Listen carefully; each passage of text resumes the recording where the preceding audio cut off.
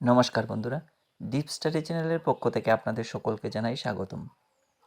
আজকে আবারও আমি টিটেট পেপার 1 এবং পেপার 2 থেকে বাছাই করা মোস্ট ইম্পর্ট্যান্ট 30 পেডাগজিক কোয়েশ্চেন্স আপনাদের সঙ্গে শেয়ার করতে এসেছি। আশা করছি এই ভিডিওটা আপনাদের এক্সাম প্রিপারেশনের জন্য অনেকটা হেল্পফুল হবে। ভিডিওটা শুরু করার পূর্বে আপনাদের প্রত্যেকের কাছেই আমার একটা অনুরোধ, আপনারা ভিডিওটা পুরোপুরি দেখবেন যাতে করে আপনারা আপনাদের এক্সাম প্রিপারেশনকে মজবুত করতে সক্ষম হন। আর কথা না বাড়িয়ে শুরু করছে আজকের ভিডিও প্রথম কোয়েশ্চেন দিয়ে, যেখানে বলা হয়েছে একটি শিশুর পরিপূর্ণ বিকাশের ক্ষেত্রে কি অনুঘটক রূপে কাজ করে। খুব ইম্পর্টেন্ট কোয়েশ্চেন। এখানে একটি শিশুর পরিপূর্ণ বিকাশের ক্ষেত্রে যেটা কাজ করে সেটা হলো সামাজিকীকরণের মাধ্যমেই কিন্তু কি হয়, একটা শিশু সমাজের সঙ্গে তার কি পরিচিতি গড়ে তোলে। তো একটা শিশুর পরিপূর্ণ বিকাশের ক্ষেত্রে কিন্তু সেটা অনুঘটক রূপে কাজ করে। তারপর 2 নম্বর কোয়েশ্চেনের দিকে আমরা মুভ করছি, যেখানে বলা হয়েছে সোশিয়াল কন্ট্রাস্ট বলতে বোঝায়। খুব ইম্পর্টেন্ট আপকামিং টিটেট পেপার 1 এবং পেপার 2 এর জন্য অবশ্যই সেটা মনে রাখবেন। সোশিয়াল কন্ট্রাস্ট বলতে আমরা বুঝি সমাজের অন্তর্গত বিভিন্ন ধরনের প্রতিষ্ঠান, সেটা হতে পারে স্কুল, কলেজ, তারপর বিদ্যালয়, এগুলো কিন্তু হতে পারে তার কি সোশিয়াল কন্ট্রাস্টের মধ্যে পড়ে।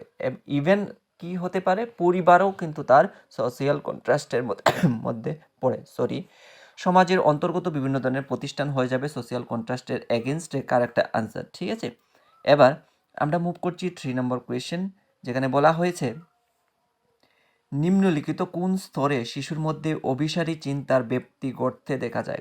খুব ইম্পর্টেন্ট আপকামিং টিটেট পেপার 1 এবং পেপার 2 এর জন্য। আর আমি যে সমস্ত কোয়েশ্চেনের এগেনস্টে স্টার মার্ক পুট করে দিচ্ছি, অবশ্যই সেগুলো একটু ডিপলি স্টাডি করবেন যাতে করে সেগুলো এক্সামে আসলে আপনাদের হাত থেকে বেরিয়ে না যায়। তো অবশ্যই মনে রাখবেন, তো নিম্নলিখিত কোন স্তরে শিশুর অভিসারী চিন্তনে ব্যাপ্তি করতে দেখা যায়, সেটা হলো পেঁয়াজের প্রজ্ঞামূলক বিকাশের নির্দিষ্ট সক্রিয়তার স্তরে কিন্তু এই অভিসারী চিন্তার ব্যাপ্তি করতে দেখা যায়। খুব ইম্পর্ট্যান্ট, অবশ্যই সেটা মনে রাখবেন, এখান থেকে কিন্তু কোয়েশ্চেন আসার পসিবিলিটি অনেকটাই বেশি। তারপর 4 নম্বর কোয়েশ্চেনের দিকে আমরা মুভ করছি, যেখানে বলা হচ্ছে শিশুর শিক্ষার ব্যাপারে অবাধ স্বাধীনতা দেওয়ার পক্ষপাতী ছিলেন কোন শিক্ষাবিদ। খুব ইম্পর্টেন্ট কোয়েশ্চেন। শিশুর শিক্ষার ব্যাপারে অবাধ স্বাধীনতা যিনি দেওয়ার পক্ষপাতী ছিলেন তিনি হলেন মন্তেশ্বরী। শুধুমাত্র যে তাদেরকে স্টাডির মধ্যে অর্থাৎ বইয়ের বা পুস্তকের মধ্যে আমরা ডুবিয়ে রাখবো এমনটা নয়, কিন্তু তাদেরকে স্বাধীনতা দিতে হবে, তাদেরকে জীবন সম্পর্কে বোঝার যে ক্ষমতা বা এখতিয়ার সেটা তাদের মধ্যে ইনপুট করতে হবে।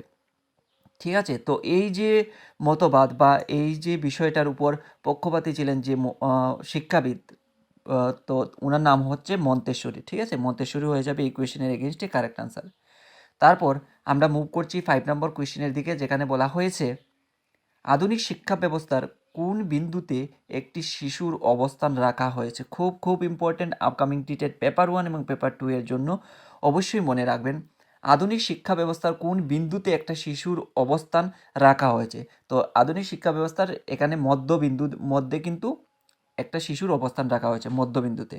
ঠিক আছে, এবার আমরা মুভ করছি 6 নম্বর কোয়েশ্চেন, যেখানে বলা হয়েছে কোন মনোবিজ্ঞানী 1940 সালে বুদ্ধি ক্ষমতাকে রাশিবিজ্ঞানের সাহায্যে 4টি উপাদানে ভাগ করেছেন।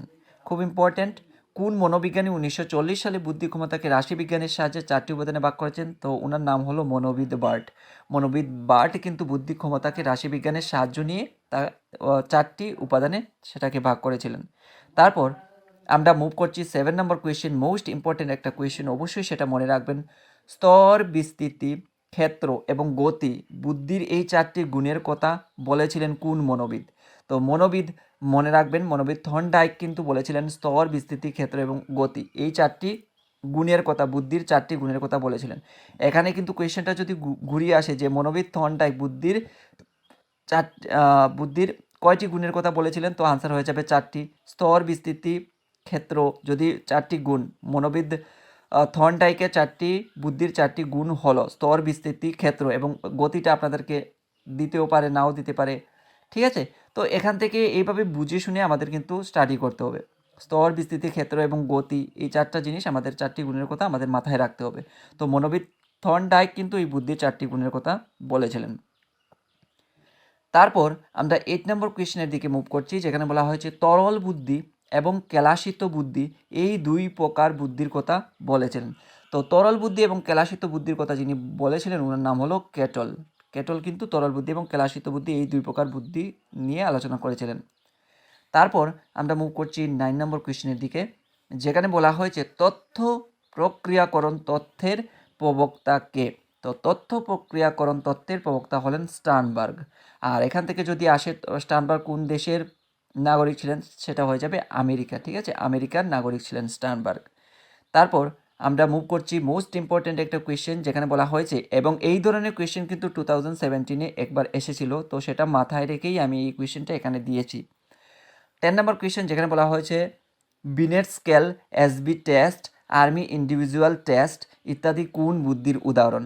এই ধরনের কোয়েশ্চেন কিন্তু এক্সামে প্রায়শই আসে, অবশ্যই সেটা মনে রাখবেন। Binet scale, SB test, army individual test ইত্যাদি কোন বুদ্ধির উদাহরণ, সেগুলো হলো বাচনিক বুদ্ধির উদাহরণ। ঠিক আছে, এবার আমরা মুভ করছি 11 নম্বর কোয়েশ্চেনের দিকে, যেখানে বলা হয়েছে হিলির পাজল অভিক্ষা, ডিয়ারবোর্নের ফর্ম বোর্ড অভিক্ষা, আলেকজান্ডারের পাশ এলং অভিক্ষা ইত্যাদি কোন বুদ্ধির উদাহরণ। খুব খুব ইম্পর্টেন্ট আপকামিং টিটেড পেপার 1 এবং পেপার 2 এর জন্য অবশ্যই সেটা মনে রাখবেন। হিলির পাজল অভিক্ষা, ডিয়ারবোর্নের ফর্ম বোর্ড অভিক্ষা, আলেকজান্ডারের পাশ এলং অভিক্ষা এগুলো কিন্তু অবাচনিক বুদ্ধির উদাহরণ। ঠিক আছে, এখানে দেখুন আমি সবটি দিয়ে দিয়েছি হিলির পাজল অভিক্ষা। এখানে পরীক্ষাতে আসতে পারে হিলির পাজল অভিক্ষা কোন বুদ্ধির উদাহরণ, তো অবশ্যই সেটা হয়ে যাবে অবাচনিক বুদ্ধির উদাহরণ।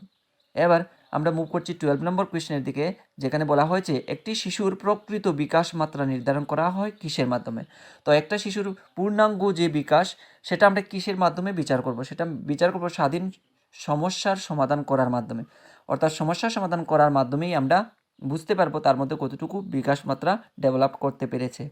এবার 13 নম্বর কোয়েশ্চেন, এটাও খুব ইম্পর্টেন্ট একটা কোয়েশ্চেন, এবং এই ধরনের কোয়েশ্চেন কিন্তু টেট এক্সামে আসে। আমি বারবার বলছি সেগুলো একটু ডিপলি স্টাডি করবেন। ইভেন এই ধরনের কোয়েশ্চেন কিন্তু অলরেডি চলে এসেছে, তো সেই কথা মাথায় রেখেই আমি এই টাইপের কোয়েশ্চেন রাখার চেষ্টা করেছি। শাস্ত্রীয় বাধ্যতা, এটি কোলবার্গের নৈতিক বিকাশের কোন স্তরের বৈশিষ্ট্য, সেটা কিন্তু প্রথম স্তর। আমরা জানি যে কোলবার্গ কয়টি নৈতিক বিকাশের কথা বলেছিলেন, 4টি, আর স্তরের কথা বলেছিলেন 8টি। প্রত্যেকটা স্তরকে কয়টি ভাগে ভাগ করেছিলেন, 2টি ভাগে। এরকম কিন্তু আমাদের মাথায় রাখতে হবে। তো প্রত্যেকটা স্তরের আবার আলাদা আলাদা বৈশিষ্ট্য রয়েছে, অর্থাৎ ভিন্ন ভিন্ন বৈশিষ্ট্য রয়েছে, সেই বৈশিষ্ট্যগুলো কিন্তু আমাদের মাথায় রাখতে হবে। আমি জানি এগুলো মনে রাখা অনেকটা ডিফিকাল্ট, তবু কী করতে হবে, আমাদের মনে রাখতে হবে ওই বিষয়গুলো। আর মনে তখনই রাখা সম্ভব যখন আমরা রিভিশন করব। ওই বিষয়টাকে নিয়ে আমরা যত বেশি রিভিশন করব, আপনি সকালে একবার পড়লেন, পরের দিন আবার সকালে একবার পড়ে নিন, এরকম করে কন্টিনিউ 2-3 দিন করবেন, দেখবেন অটোমেটিক সেগুলো মাথায় সেট হয়ে গেছে। তো সেই কারণেই আমাদের কিন্তু রিভিশন বারবার করতেই হবে, তো তখন আমাদের বিষয়গুলো অটোমেটিক মাথায় চলে আসবে। শাস্তি ও বাধ্যতা, এটি কোলবার্গের নৈতিক বিকাশের কোন স্তরের বৈশিষ্ট্য, সেটা হলো প্রথম স্তর।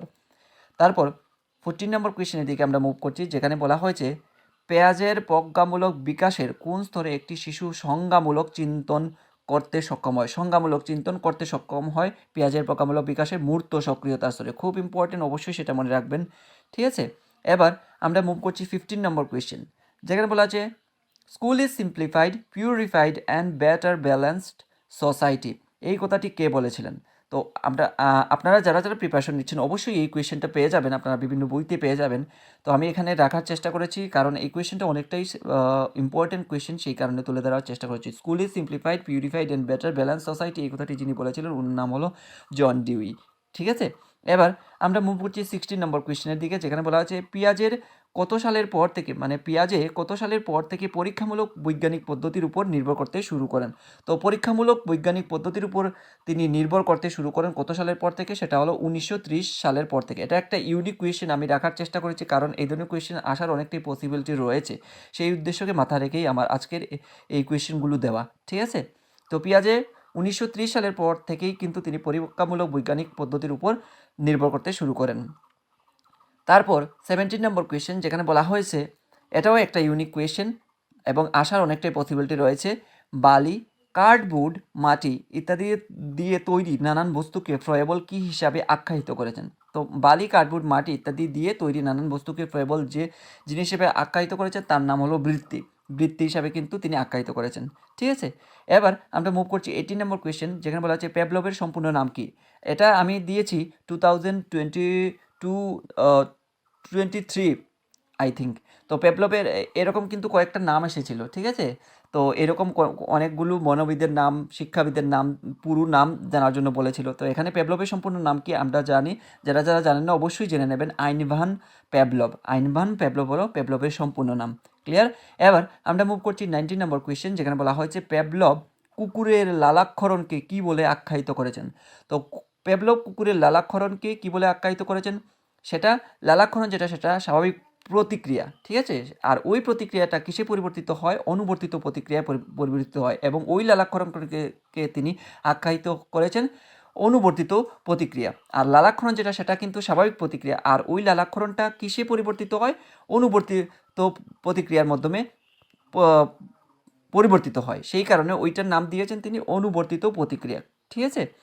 এবার আমরা মুভ করব 20 নম্বর কোয়েশ্চেনের দিকে, যেখানে বলা হচ্ছে উন্নত বুদ্ধিসম্পন্ন শিশুদের চিহ্নিতকরণের জন্য আমরা যে ধরনের অভিজ্ঞতা ব্যবহার করব না তা হলো। তো উন্নত বুদ্ধিসম্পন্ন শিশুদের চিহ্নিতকরণের জন্য আমরা যে ধরনের অভিজ্ঞতা ব্যবহার করবো না, এটা 2016 এসেছিল, ঠিক আছে। এটা 2016 এই কোয়েশ্চেনটা এসেছিল, অবশ্যই সেটা মনে রাখবেন। উন্নত বুদ্ধিসম্পন্ন শিশুদের চিহ্নিতকরণের জন্য আমরা যে বিষয়টা করব না সেটা হলো ব্যক্তিত্ব পরিমাপন অভিজ্ঞতা, কিন্তু আমরা মোটেই করব না সেক্ষেত্রে।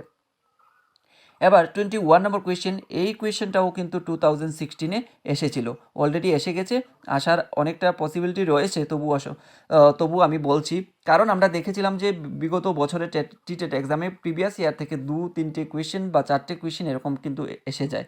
আর খুব যদি ভাগ্য ভালো থাকে তাহলে তো অনেকটা কোয়েশ্চেন আসার পসিবিলিটি রয়েছে, সেই কারণেই এই উদ্দেশ্যকে মাথায় রেখেই কিন্তু আমাদের প্রিভিয়াস ইয়ারের কোয়েশ্চেনগুলো স্টাডি করতে হবে, ঠিক আছে।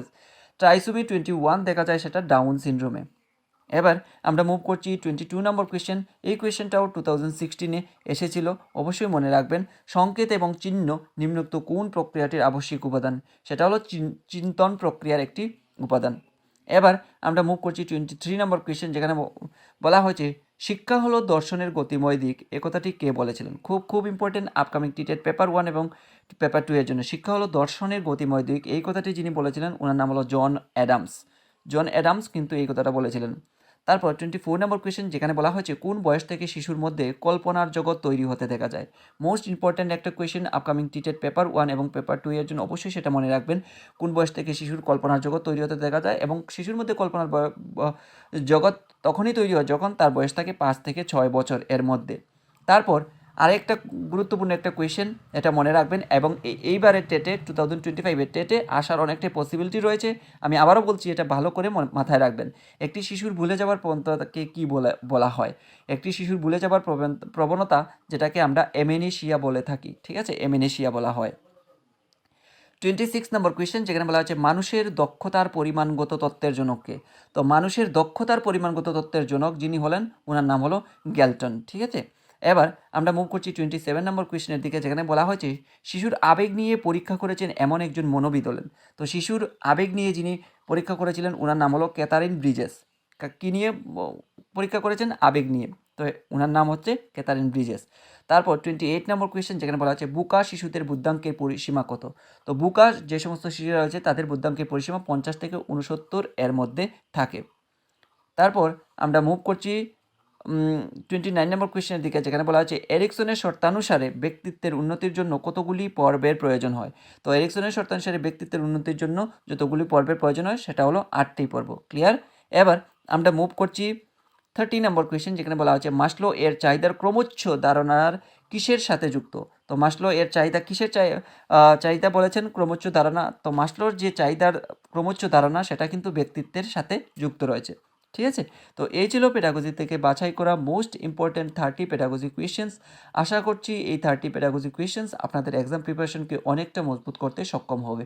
আর যদি ভিডিওটা ভালো লেগে থাকে অবশ্যই একটা লাইক, কমেন্ট, শেয়ার এবং সাবস্ক্রাইব করে দিয়ে ডিপ স্টাডি চ্যানেলের সঙ্গে জুড়ে থাকার চেষ্টা করবেন।